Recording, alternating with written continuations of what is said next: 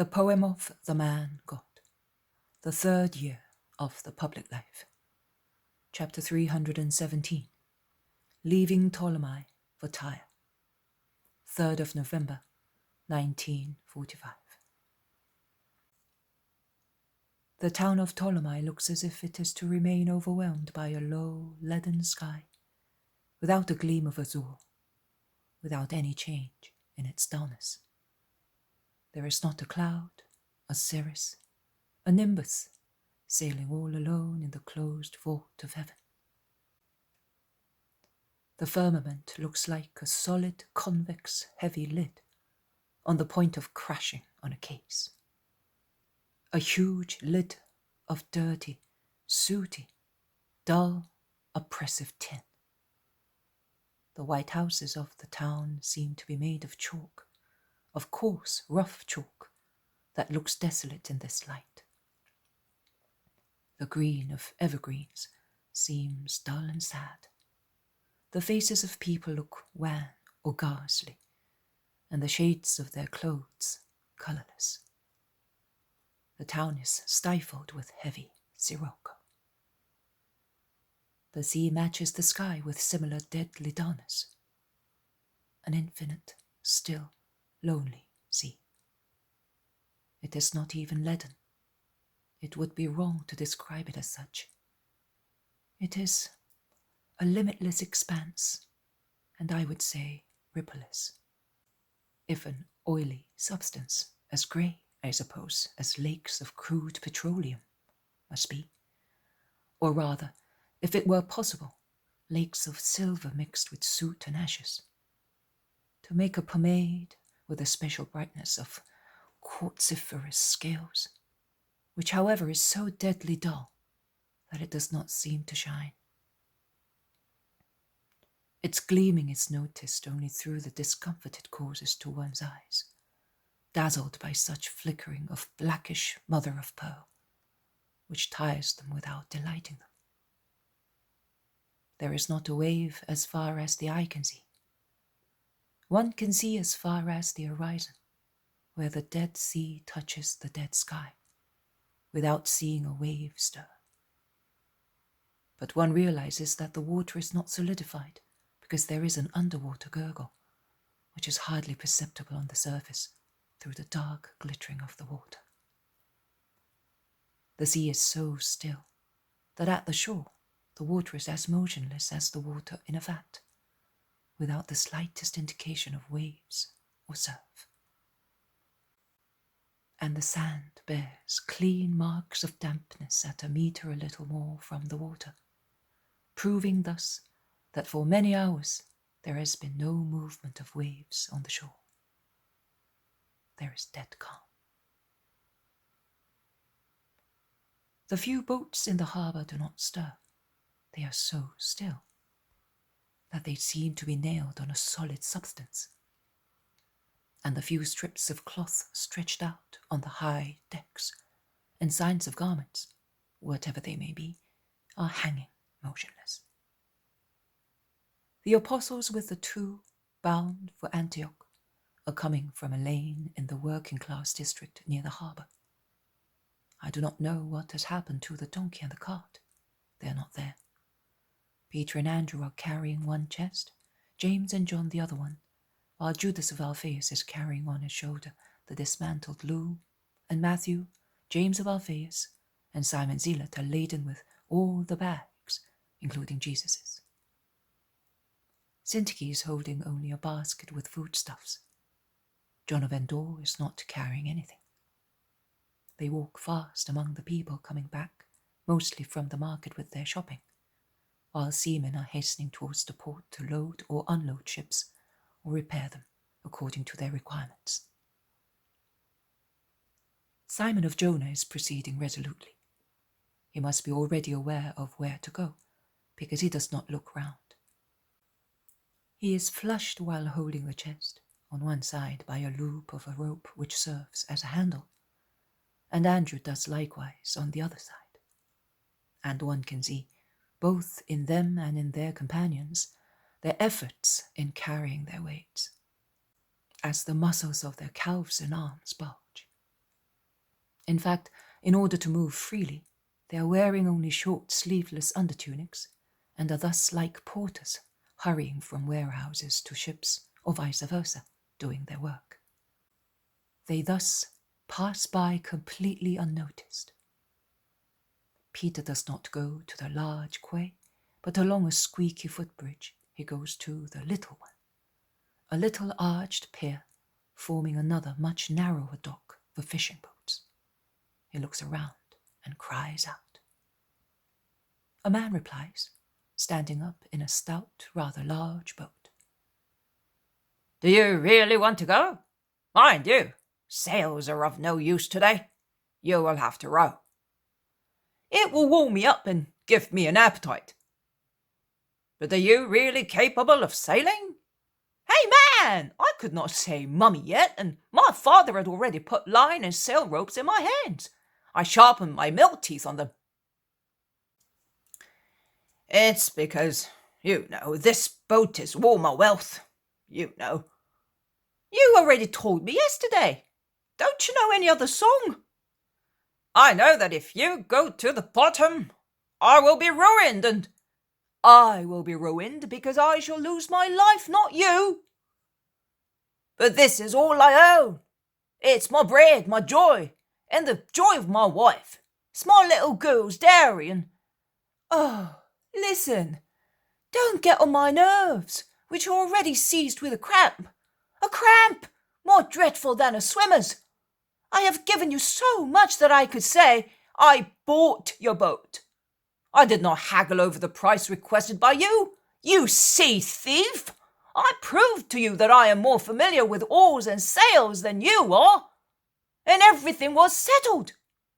Now, if the leek salad you had last night and your mouth stinks like a bilge has given you nightmares and remorse, I don't care. The business was done in the presence of two witnesses. One was yours and the other was mine, and that's all. Get out of here, you shaggy crab, and let me get in. But I at least some guarantee. If you die, who will pay for my ship? Your ship? Are you calling this hollowed pumpkin a ship? You miserable proud man! But I will assure you, providing you make up your mind, I will give you another 100 drachmas. With this lot, and what you wanted as rent, you can buy 3 more of such molds. Oh, just a moment. No money. You would be equally capable of saying that I am mad and asking for more when I come back. Because I will come back, you may rest assured. Even if I have to come back to teach you a lesson by boxing your ears, if you have given me a boat with a faulty keel. I will pledge the donkey and cart to you. No, not even that. I will not trust you with my Antonius. You might change trade and from a boatman become a carter and slink off while I'm away. And my Antonius is worth your boat 10 times over. It is better if I give you some money. But mind you, it is a pledge, and you will give it back to me when I come back. Is that clear? Hey, you of the boat, who is from Ptolemais? 3 faces appear from a nearby boat. We are. Come here. No, it is not necessary. Let us settle the matter between ourselves, begs the boatman. Peter scans his face, ponders upon it, and when he sees that the other man leaves the boat and hastens to put on boards the loom that Judas had left on the ground, he whispers, "I see." He shouts to those in the other boat, "It's no longer necessary. Stay where you are."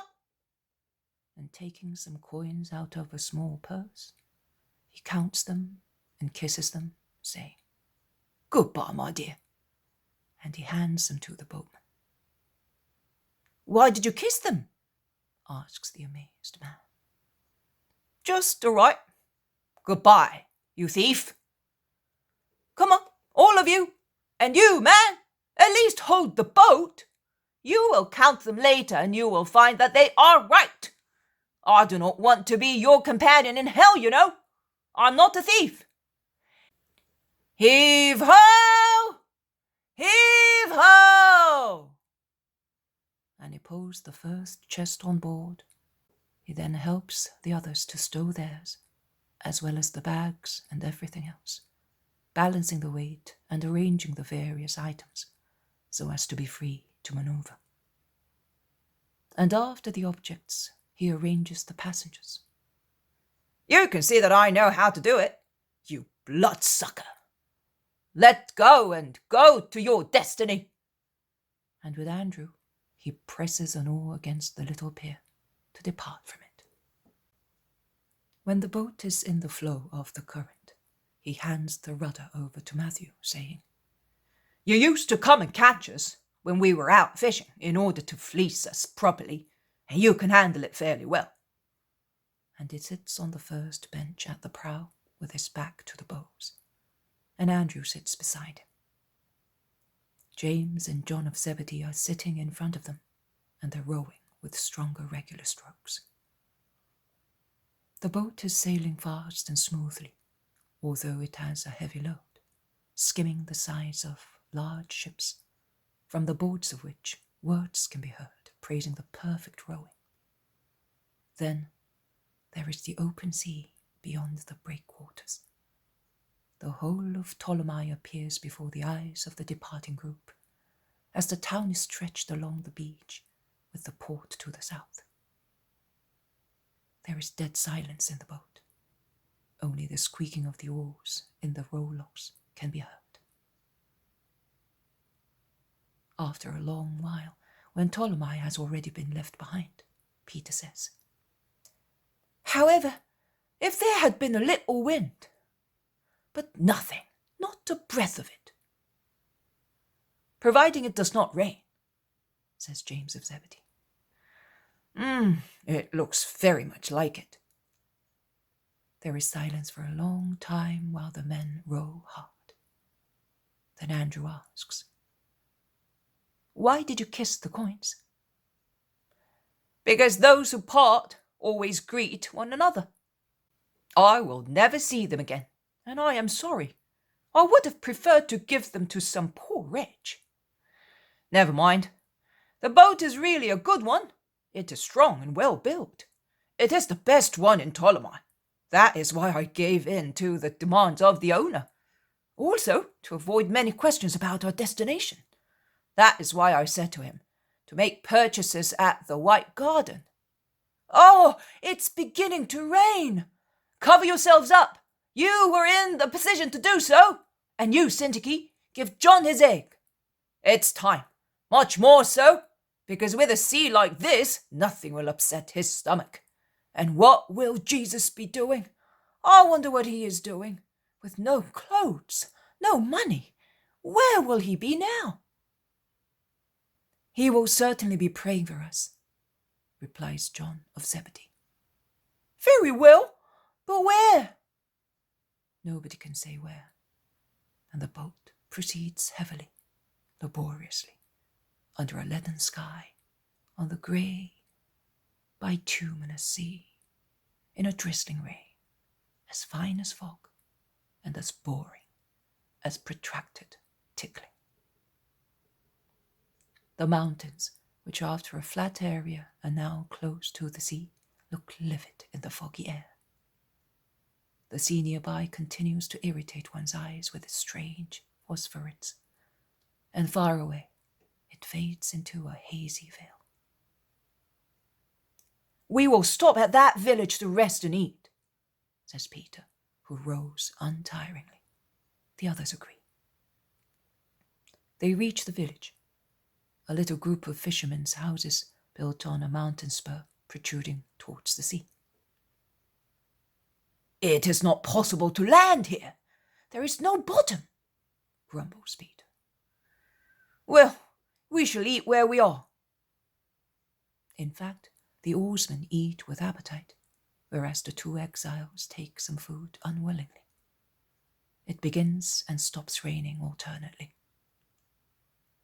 The village is deserted as if there were no inhabitants in it, and yet flights of doves from one house to another, and clothes hanging out on roof terraces prove that there are people in it. At last, a half-naked man appears in the street and goes towards a little beached boat. "Hey, man! Are you a fisherman?"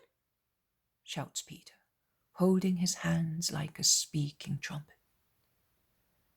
"Yes!" His assent is heard feebly, owing to the distance. "What will the weather be like?"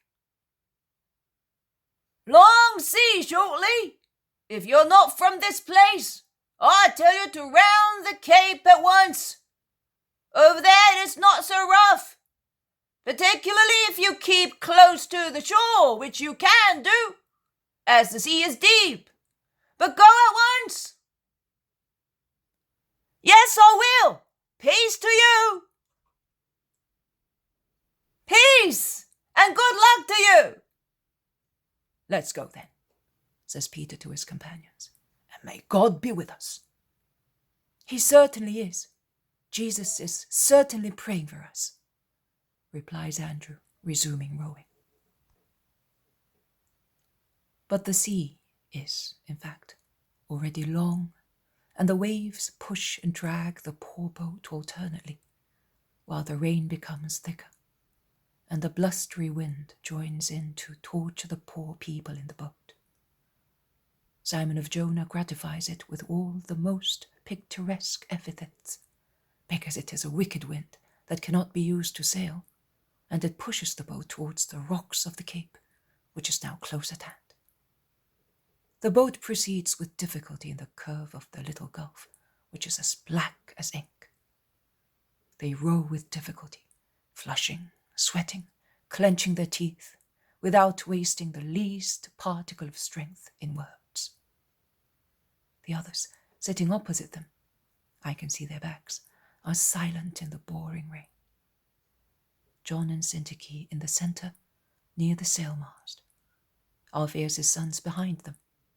Matthew and Simon are last, struggling to hold the rudder straight against each break. It is a difficult task to round the cape, but they succeed at last, and the oarsmen, who must be exhausted, have a little rest. They consult whether they should take shelter in a little village beyond the cape, but the idea prevails that the mast is to be obeyed even against common sense, and he said that they must arrive at Tyre in one day. So they go on. The sea calms all of a sudden.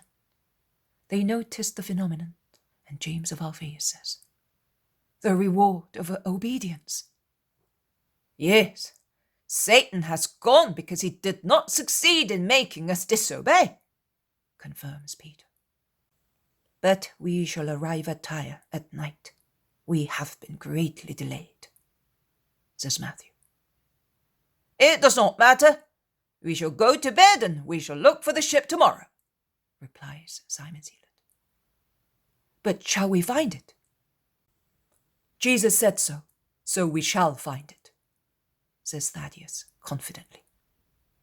"We can hoist the sail, brother," remarks Andrew. "The wind is favourable, and we will move fast." The wind, in fact, fills the sail, although not very much, but enough to make rowing less necessary, and the boat glides, as if it had been lightened, towards Tyre, the promontory of which, or rather its isthmus, is white to the north in the last light of the day. And night falls fast, and it is strange, after so much dullness of sky, to see stars appear in an unforeseeable clear sky, and the Great Bear shines brightly in its stars, while the sea is illuminated by placid moonlight, which is so white that it seems to be dawning after a painful day without an intervening night. John of Zebedee looks at the sky and smiles, and he suddenly begins to sing, pulling his oar with his song and modulating his words to the rhythm of rowing. "Hail, star of the morning, jasmine of the night, golden moon of my heaven, Holy Mother of Jesus, the sailor hopes in you, who suffers and dies and dreams of you. Shine, holy pious star, upon those who love you, Mary. He sings out happily in a tenor voice. What are you doing? We are talking of Jesus, and you are singing of Mary, asks his brother.